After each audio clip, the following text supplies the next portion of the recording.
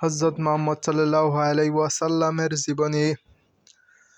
হযরত মুহাম্মদ সাল্লাল্লাহু আলাইহি ওয়াসাল্লাম ইসলামের ধর্মের সর্বশেষ নবী এবং মানবতার মুক্তির দিশারি হিসাবে আবির্ভূত হয়েছিল।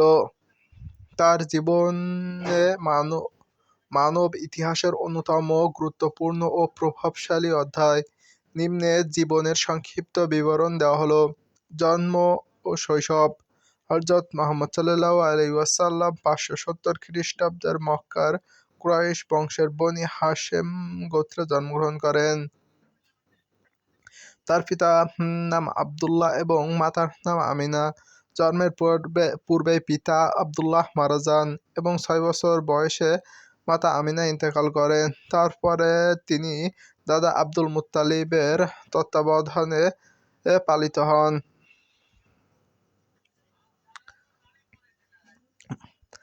দাদার মৃত্যুর পর চাচা আব্দুল তালিব তার লালন পালনের দায়িত্ব নেন। যৌবন ও বিবাহ। তরুণ বয়সে হযরত মুহাম্মদ সাল্লাল্লাহু আলাইহি ওয়াসাল্লাম ব্যবসায়িক কাজে নিয়োজিত হন এবং সততা ও বিশ্বস্ততার জন্য আল আমিন উপাধি লাভ করেন।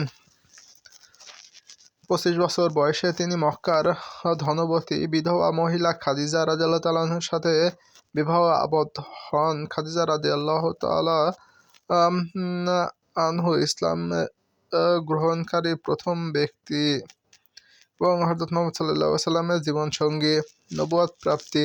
40 বছর বয়সে হযরত মুহাম্মদ সাল্লাল্লাহু আলাইহি ওয়াসাল্লাম মক্কার নিকটবর্তী হেরা গুহায় ধ্যানমগ্ন থাকাকালীন ফেরেশতা জিবরাইল আলাইহিস সালামের মাধ্যমে আল্লাহর ওহী লাভ করেন।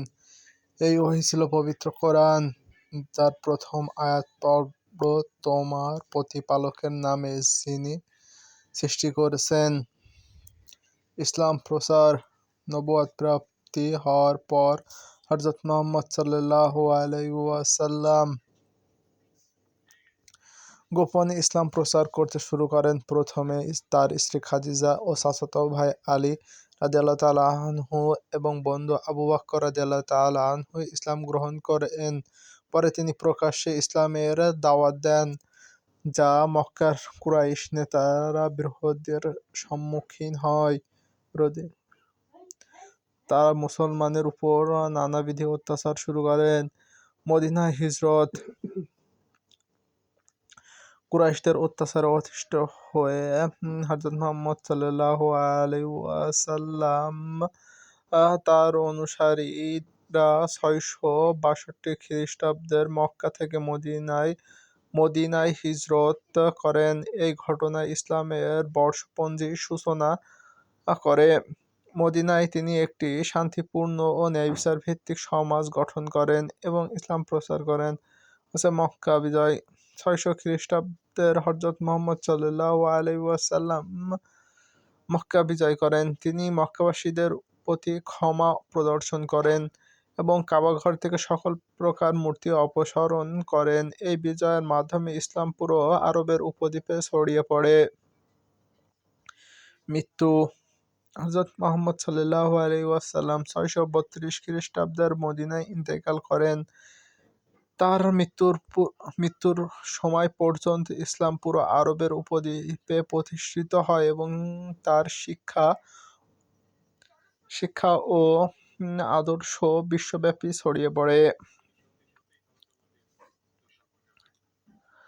শিক্ষা ও আদর্শ। হযরত মুহাম্মদ সাল্লাল্লাহু আলাইহি ওয়াসাল্লাম শিক্ষা ও আদর্শ মানবতার জন্য অনুকরণীয়। তিনি সাম্য, ন্যায়বিচার, ক্ষমা, সততা ও মানবিকতা মূল্যবোধের উপর গুরুত্ব দিয়েছেন। তার জীবনে শুধু মুসলমানদের জন্যই নয়, সমগ্র উপজাতিদের জন্য একটি আদর্শ হিসাবে বিবেচিত।